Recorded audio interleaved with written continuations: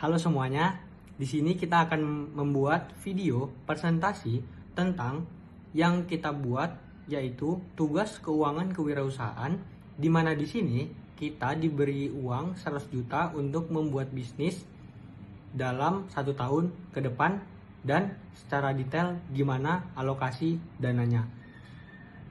Untuk perkenalan sebelum kita mulai, di sini kelompok kita bernama Rabas Burger yang terdiri dari 3 orang.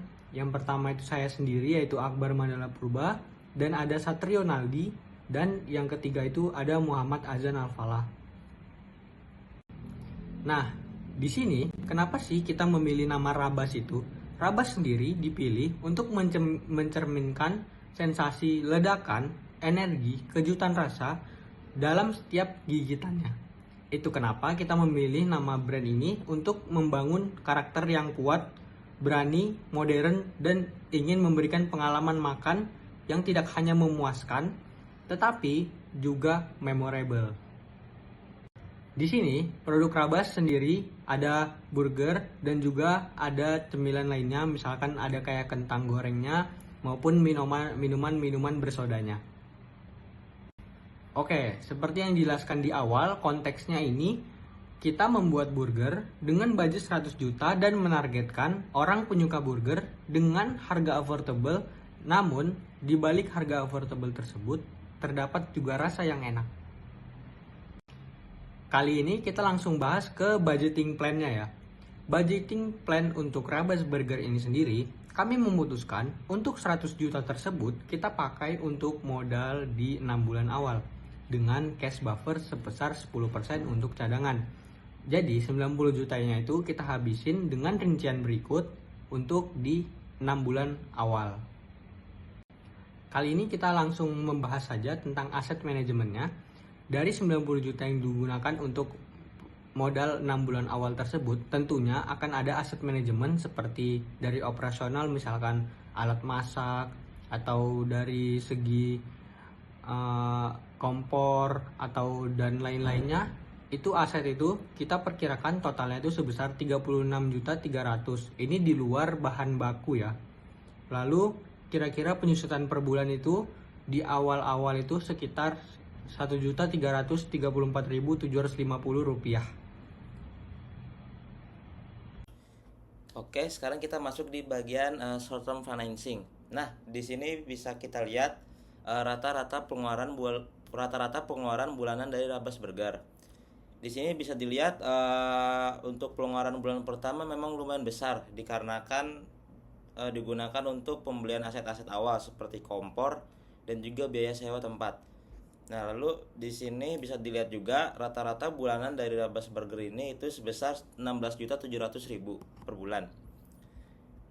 Lalu selanjutnya kita masuk ke bagian sumber pendanaan. Nah, di sini ada 3 sumber pendanaan. Yang pertama itu ada dana internal. Nah, dana internal ini untuk modal awal yaitu sebesar 100 juta. Dan juga dana internal ini digunakan untuk menutupi seluruh kebutuhan di 6 bulan pertama. Lalu selanjutnya ada di kredit supplier. Kredit supplier ini memang kita gunakan jika dibutuhkan. Fungsinya itu untuk mengurangi tekanan modal kerja dan juga memberi ruang cash flow saat penjualan naik.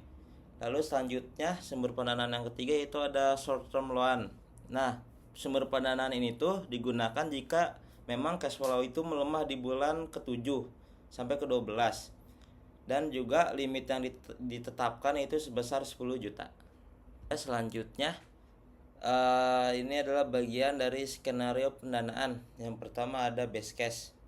Asumsinya yaitu penjualan naik 8-10% per bulan. Lalu biaya produksi yang stabil.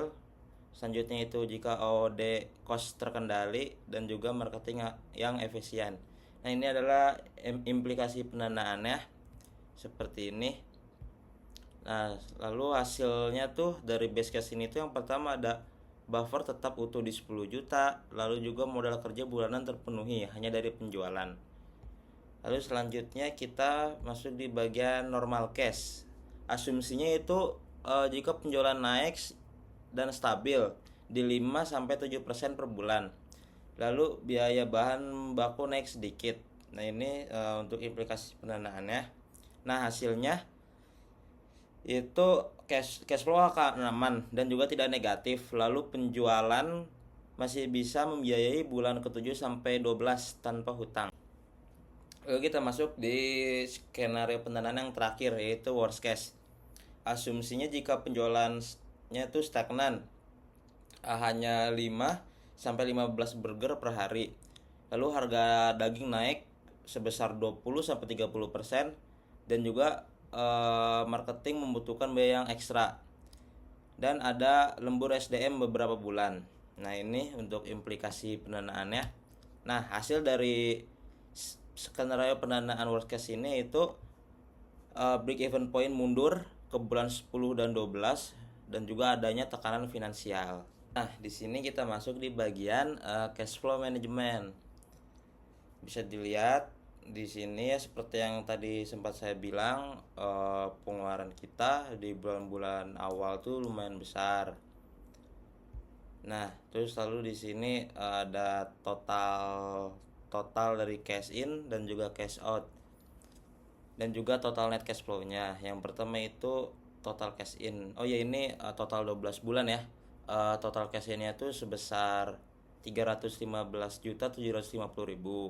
Untuk total cash out-nya itu 185.300.000. Dan untuk total net cash flow-nya itu sebesar 130.450.000. Lanjut, kali ini kita membahas tentang valuasi dari Rabas Burger. Diperkirakan net flow Rabas Burger itu dalam 12 bulan pertama itu sebesar 130.450.000, di mana kita asumsikan growth-nya itu 5% per tahun. Lalu discount rate-nya itu kita taruh di 18%. 18% ini kita asumsikan dari standar valuasi UMKM F&B pada umumnya, yaitu sekitar 15-25%. Lalu kita di sini untuk memvaluasikannya kita memakai discounted cash flow, di mana PV tahun 1 ditambah PV terminal value sama dengan 770.927.516 untuk valuasi dari Rabas Burger ini sendiri. Selanjutnya kita di bagian skenario raising capital di Rabas Burger. Jadi setelah menganalisis cash flow, valuasi, dan juga serta kebutuhan modal kerja, kita mendapatkan skenario raising capital. Untuk sumber pendanaan itu ada 3. Yang pertama itu ada jalur utama atau equity investor. Raising itu di 150 juta sampai 250 untuk 10 sampai 15% saham. Nah, ini itu dialokasikan untuk pembukaan cabang baru, pembelian peralatan dapur, lalu gaji staf cabang, marketing skala besar, dan juga renovasi tempat. Alasan dipilihnya itu untuk tidak membebani cash flow, lalu sesuai dengan valuasi dan pertumbuhan bisnis, dan juga memberikan ruang ekspansi yang agresif.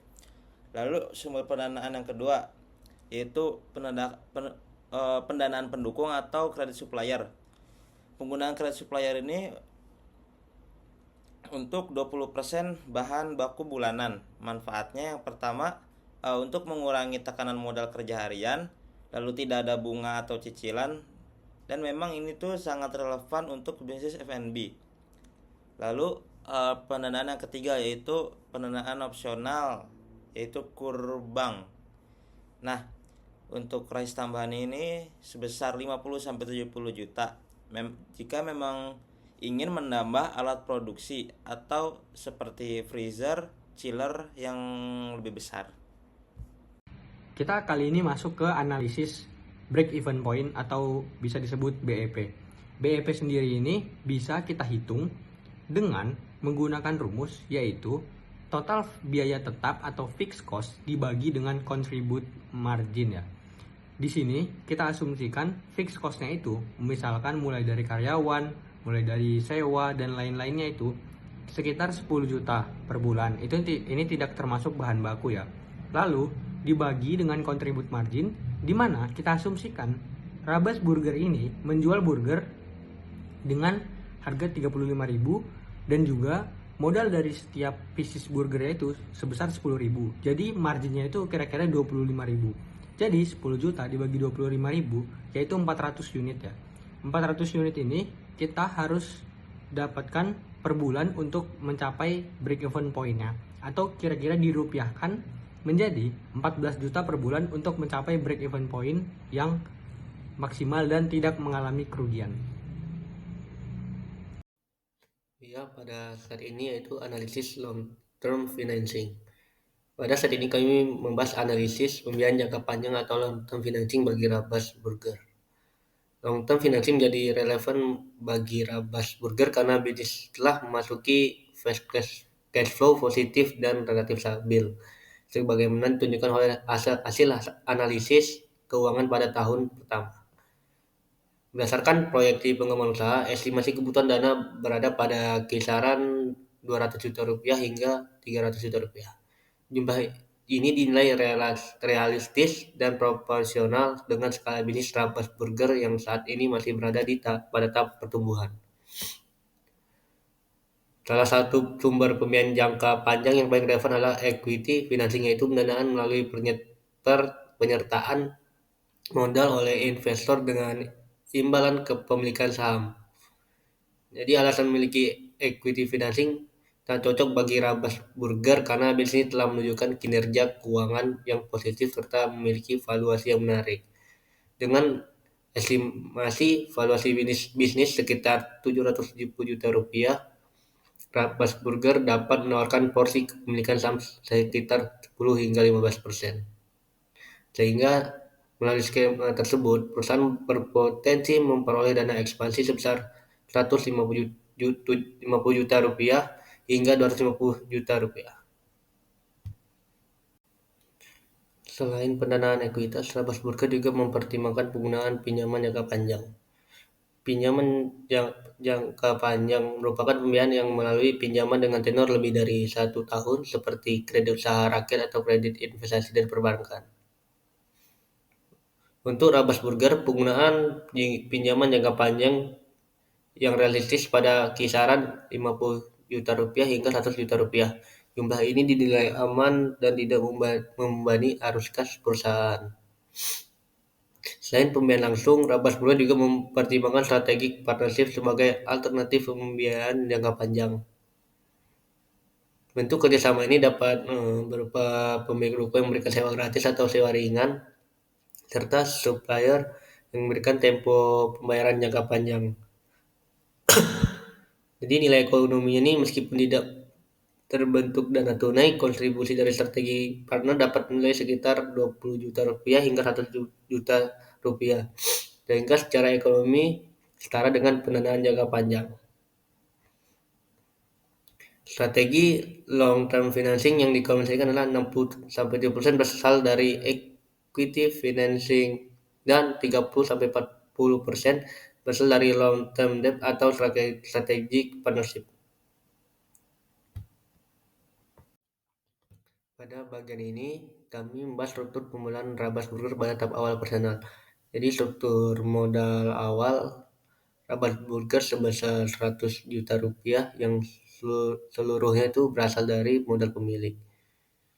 Struktur ini mencerminkan pendekatan yang sangat konservatif karena tidak melibatkan pinjaman atau kewajiban pembayaran bunga. Struktur pengelolaan berbasis ekuitas ini memiliki beberapa implikasi utama. Pertama, risiko keuangan relatif rendah karena tidak dapat berutang. Kedua, fleksibilitas arus kas tinggi di mana seluruh laba dapat digunakan kembali untuk operasional maupun ekspansi. Struktur modal ini sesuai untuk fase awal bisnis, di mana fokus utama perusahaan adalah validasi model usaha dan stabilitas operasional. Seiring dengan pertumbuhan usaha dan rencana ekspansi, Rabas Burger diproyeksikan membutuhkan pendanaan eksternal dalam bentuk investasi dan utang jangka panjang. Jadi total kebutuhan modal setelah ekspansi adalah sebesar 390 juta rupiah. Sebagian besar modal berasal dari ekuitas sebesar 300 juta rupiah atau 77% yang menunjukkan komitmen kuat dari pemilik dan investor terhadap di sini. Utang jangka panjang itu sebesar Rp70 juta atau 18% yang digunakan untuk mendukung pengembangan aset dan operasional jangka panjang. Sementara itu, kewajiban jangka pendek hanya sebesar Rp20 juta atau 5% sehingga resiko likuiditas tetap rendah. Dengan struktur pembelaan ini, Rabas Burger memiliki kondisi keuangan yang sehat, risiko utang terkendali, dan siap untuk ekspansi berkelanjutan. Yaitu selanjutnya kesimpulan. Rabas Burger telah memiliki struktur permodalan awal yang sehat dengan modal internal 100% dari pemilik, sehingga resiko keuangan rendah dan fleksibilitas arus kas tinggi. Untuk mendukung ekspansi yang direncanakan, perusahaan layak menerima pembiayaan jangka panjang melalui kombinasi equity financing, long term debt, dan strategic partnership. Rekomendasi struktur pembiayaan adalah 60-70% equity dan 30-40% dari long term debt atau strategic partnership supaya pertumbuhan usaha tetap terkendali, namun memiliki modal yang cukup untuk melakukan ekspansi ke depan. Sekian dari kelompok Rabas Burger. Terima kasih. Wassalamualaikum warahmatullahi wabarakatuh.